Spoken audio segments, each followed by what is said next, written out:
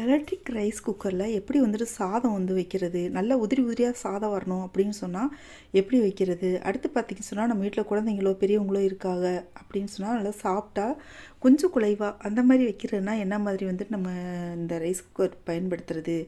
அடுத்து பார்த்திங்க சொன்னால் இல்லை எங்களுக்கு அந்த மாதிரிலாம் வேணாங்க, எங்களுக்கு ரொம்ப உதிரி உதிரியாக வேணும், கொஞ்சம் வித விதையாக வேணும் அப்படின்னு சொன்னால் அது எந்த மாதிரி வைக்கிறது, எந்த வகை சாதமாக இருந்தாலும் என்ன மாதிரி சமைச்சா இதில் சரியாக வரும் அப்படின்னு சொல்லிட்டு நாம் இந்த பதிவில் பார்க்க போகிறோங்க. வாங்க வீடியோக்குள்ளே போகலாம். அதுக்கு முன்னாடி ஒரு சின்ன விஷயங்க, இந்த வீடியோவுக்கு நீங்கள் பண்ணக்கூடிய ஒவ்வொரு லைக் தான் எனக்கு பண்ணக்கூடிய ஒரே ஆதரவு சப்போர்ட். ஸோ இந்த வீடியோ பிடிச்சிருந்துச்சுன்னா லைக் பண்ணி சப்ஸ்கிரைப் பண்ணிக்கோங்க.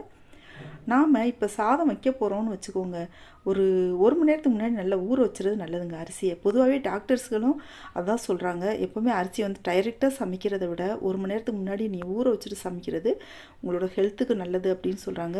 ஹெல்த்துக்கு மட்டும் இல்லைங்க, சாப்பிட்றதுக்கும் ரொம்ப சாஃப்டாக வந்துட்டு உதிரி உதிரியாக இருக்குங்க.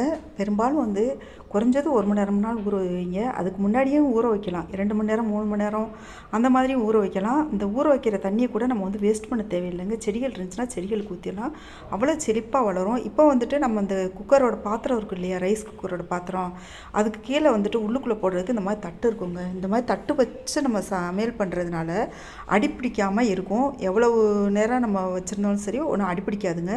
ஆனால் தட்டு இல்லாமல் வச்சிங்கன்னு சொன்னால் எப்படியா இருந்தாலும் கொஞ்சம் லைட்டாக அடிப்பிடிக்கிற மாதிரி இருக்கும். அதனால் தட்டு போட்டே வைங்க. அந்த தட்டு பாத்திரம் வாங்கும்போதே சேர்ந்து வரும்.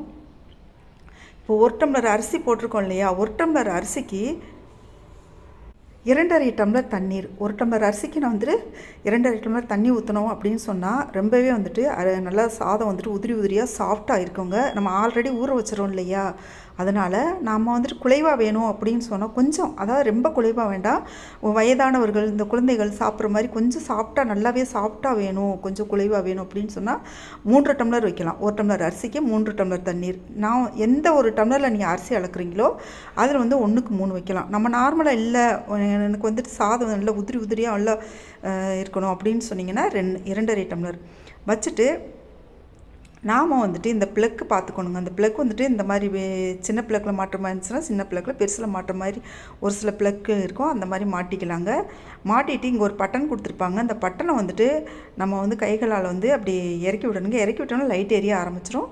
இந்த ரைஸ் வந்துட்டு குறைஞ்சது ஒரு 25 நிமிடங்கள், 20 நிமிடத்துலேருந்து 25 நிமிடங்களே ரைஸ் ரெடியாகிருங்க. நீங்கள் வந்துட்டு வடித்த சாதம் மாதிரியே டேஸ்டியாக இருக்கும், ரொம்ப உதிரி உதிரியாக. நம்ம குக்கரில் வைப்போம் இல்லையா, விசில் வர்ற குக்கரில், அது வந்துட்டு கொஞ்சம் கட்டியாக மாறிடல ஆறிட்டா.